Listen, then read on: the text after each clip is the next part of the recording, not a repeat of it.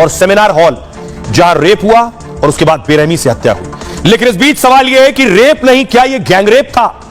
एक से ज्यादा, इस शख्स से ज्यादा लोग शामिल थे। कोलकाता में डॉक्टर से हैवानियत पर यह बड़ा खुलासा हुआ। एक से ज्यादा आरोपियों ने महिला डॉक्टर के साथ दरिंदगी की। मतलब मेडिकल कॉलेज में डॉक्टर से गैंगरेप हुआ था। पोस्टमार्टम रिपोर्ट के आधार पर एक डॉक्टर ने यह दावा किया है। डॉक्टर सुवर्ण गोस्वामी ने कहा कि पोस्टमार्टम रिपोर्ट को गौर से देखिए, इसमें एक से ज्यादा आरोपी के होने के संकेत मिले। कहा महिला डॉक्टर के प्राइवेट पार्ट से 151 ग्राम सीमेन मिला है। इतनी ज्यादा मात्रा किसी एक शख्स की नहीं हो सकती। मतलब वारदात में संजय रॉय के अलावा कोई और भी था। महिला डॉक्टर के शरीर में गहरी चोट थी, गर्दन की हड्डी टूटी हुई थी। जिस तरीके से हमला और मर्डर हुआ, एक आदमी का काम ही नहीं है। क्या दूसरे आरोपी अस्पताल से जुड़े कोई शख्स थे? क्या अस्पताल और पुलिस बाकी आरोपियों को बचा रही है? क्या इसलिए जिस सेमिनार हॉल में दरिंदगी हुई थी, वारदात के बाद भी उसे सील नहीं किया गया था? सेमिनार हॉल के बगल के कमरे में रिपेयर का काम चल रहा था। इतनी बड़ी वारदात के बाद भी निर्माण रिपेयर आकर कैसे हो रहा था? पुलिस क्या तमाशा देख रही थी, सो रही थी?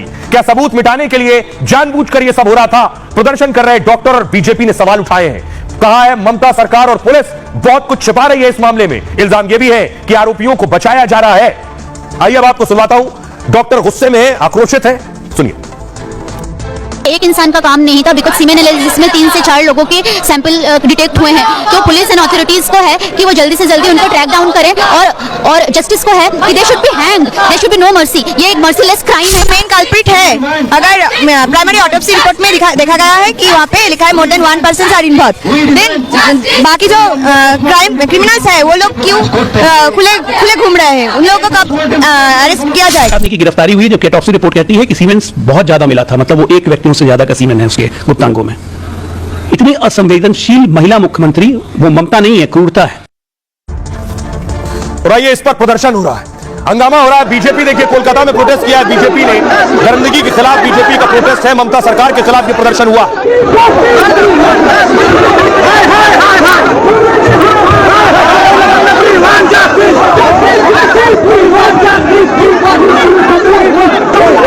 अगली तस्वीर देखिए, दिल्ली में भी प्रदर्शन हुआ है। दिल्ली की तस्वीर आप देख रहे हैं। दिल्ली में डॉक्टर्स पहले दिन से प्रदर्शन कर रहे हैं।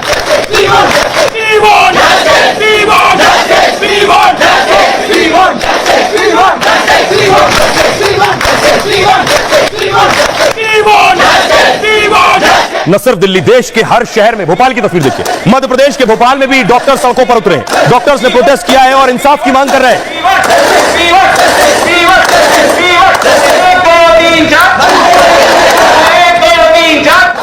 और इस बीच सोचिए कि इंडिया अलायंस में शामिल है ममता और राहुल भी, लेकिन राहुल गांधी भी ममता के शासन प्रशासन पर सवाल उठा रहे हैं। इस रेप पर राहुल गांधी ने भी शासन पर सवाल उठाया। अगली तस्वीर देखिए, अधीर रंजन चौधरी कांग्रेस के नेता हैं, वो गवर्नर से मिलने पहुंचे हैं बंगाल के इस रेप के बाद। देखिए क्या कुछ कहा राहुल गांधी ने। राहुल गांधी ने कहा मेडिकल कॉलेज जैसी जगह पर डॉक्टर सुरक्षित नहीं है। किस भरोसे से लोग अपनी बेटियों को पढ़ने बाहर भेजें? न्याय दिलाने की जगह प्रशासन आरोपियों को बचाता रहा। कड़े कानून के बाद भी ऐसे अपराध क्यों हो रहे हैं? ममता बनर्जी ने कहा दरिंदगी की जानकारी मिलते ही हमने कार्रवाई की, 12 घंटे के अंदर आरोपी को पकड़ लिया और जांच में समय तो लगता है, आरोपी को फांसी दी जाए। ममता के ही नेता हैं, इनका नाम है सुखेंदु शेखर। ममता के नेता क्या कह रहे हैं? मुझे अपनी पुलिस की जांच पर भरोसा नहीं है, जिस तरीके की जांच होनी चाहिए वो हुई नहीं। मेरी भी बेटियां और पोती हैं, मैं धरने पर बैठूंगा, मुझे पार्टी से निलंबन की परवाह नहीं है। सुकांत मजूमदार केंद्रीय मंत्री कह रहे हैं आरोपियों को बचाने और मुद्दे को दबाने की कोशिश की गई है। महिला सीएम होने के बाद भी बंगाल में बेटियां सुरक्षित क्यों हैं? ममता जी को सीएम पद से तुरंत इस्तीफा दे देना चाहिए। गौरव भाटिया ने कहा निर्ममता बनर्जी की न्याय देने की क्षमता पर सवाल उठ रहे हैं। जब पीड़ित के साथ खड़े होना था तो वो किसके साथ खड़ी थी? तुरंत केस सीबीआई को क्यों नहीं दिया? लगता है किसी को बचा रही थी। ममता बनर्जी घिर गई है। इसके बाद सुनिए जरा सियासतदानों को। एक निष्पक्ष जांच सीबीआई करती, क्राइम सीन को प्रोटेक्ट करती, अपराधी को सख्त से सख्त सजा हो एविडेंस के आधार पे। लेकिन ममता बनर्जी ने कहा अभी नहीं, कुछ दिन के बाद। तो ममता बनर्जी आपसे यह सवाल है, कुछ दिनों के बाद যতদিন বাঁচবো মানুষের সেবা করে যাব, মানুষকে জাস্টিস দিয়ে যাব, যার জন্যই আমি ফাঁসির দাবি করেছিলাম এবং আমাদের পুলিশদের দিয়ে অনেক কাজ করিয়েছিলাম। ये देश निर्भया वाले कांड के बाद भी सीख नहीं पाया। मैं बार बार आपके माध्यम से मैंने कहा कि अगर यूपी में घटना हो तो बड़ा आसान है यूपी सरकार को ब्लेम कर देना, बंगाल में घटना हो, बंगाल सरकारों की अपनी भूमिका होती है, लेकिन एक समाज के रूप में हम दरिंदगी की ओर बढ़ गए। आरजीकर में Sushant Rai, director of medical education and doctor Abhik Dey वो दोनों किस काम के लिए उस दिन सुबह गया था? एविडेंस डिस्ट्रॉय करने के लिए। सीबीआई कोर्ट मॉनिटरिंग है, सीबीआई को तुरंत कार्रवाई करना चाहिए। इसमें राजनीति नहीं होनी चाहिए कि अगर ये बंगाल में हो गया तो बीजेपी वर्सेस टीएमसी शुरू हो गई। अरे ये इंसानियत की बात है और इंसानियत के लिए सबको खड़ा होना चाहिए कि कहीं भी हो सकता है। का धर्म निभाते निभाते ये राष्ट्र धर्म की बलि चढ़ाते रहते हैं। मैं ये भी जानना चाहती हूँ कि एक होती है इनकी चुप्पी की चुभन जो देश की जनता के कानों में तो गूंज ही रही है।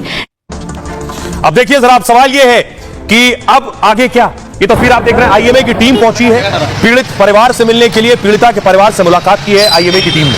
अगली तस्वीर देखिए, प्रदर्शन हो रहा है उस प्रिंसिपल के खिलाफ जिस मेडिकल कॉलेज में वो छात्र थी, उस प्रिंसिपल के खिलाफ प्रदर्शन हो रहा है।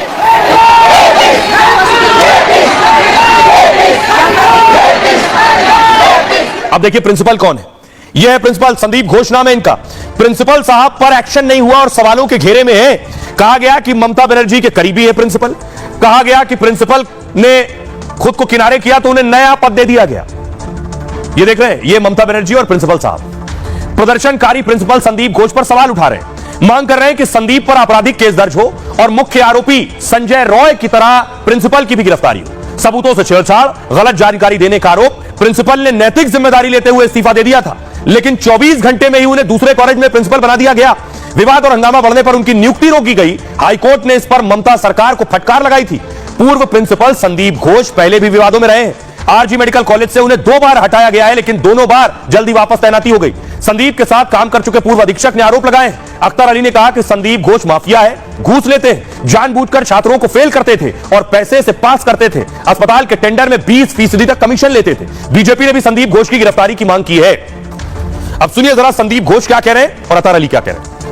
मेरा मुख में कुछ भी बोली जा रहा है, इसके कारण सर एक ये जो लड़की का डेथ हुआ डॉक्टर, ये लड़की मेरा लड़की जैसा है। एक पेरेंट्स होने का नाते मैं रेजिग्नेशन देना सोचता हूँ, इसलिए मैं रेजिग्नेशन दे रहा हूँ। बहुत ही करप्टेड आदमी है वो। आरजीकर मेडिकल कॉलेज में स्टूडेंट लोगों को फेल कराना, टेंडर ऑर्डर देकर के 20% कमीशन लेना और ये हॉस्टल वगैरह अलॉटमेंट में पैसा लेना और स्टाफ सिलेक्शन कमीशन, मतलब आरजीकर में जो भी काम होता था, पोस्टिंग हो, ट्रांसफर हो, हाउस स्टाफशिप हो, सब जगह वो पैसा खाते थे। सिर्फ यही नहीं, गेस्ट हाउस में जूनियर जो स्टूडेंट है उन लोगों को बैठ करके शराब वगैरह पिलाते थे और उन स्टूडेंट लोगों से आंदोलन भी करवाते थे।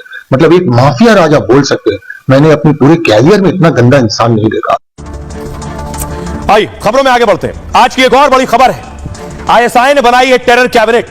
जी हां, आईएसआई क्या कर रहा है मैं आपको बताऊं। जम्मू कश्मीर की तस्वीर आप देख रहे हैं, तिरंगा यात्रा निकल रही, वहां अमन है, सुकून है और आईएसआई और आतंकी परेशान है। भारत माता की वंदे वंदे वंदे भारत माता की भारत माता की भारत माता की भारत माता की वंदे वंदे वंदे भारत। जम्मू कश्मीर में तिरंगा यात्रा निकल रही है और इसी से आतंकी परेशान है कि वहां अमन है, सुकून है, तिरंगा यात्रा निकल रही है। इसलिए आतंकियों ने एक कैबिनेट की बैठक बुलाई है, ये सारे आतंकी मिलकर, कि आखिर करें क्या। जम्मू कश्मीर में आज उनको कोई पूछने वाला नहीं है। जरा रिपोर्ट देखिए, फिर आपको बताऊंगा इस आतंकियों की कैबिनेट में क्या हुआ।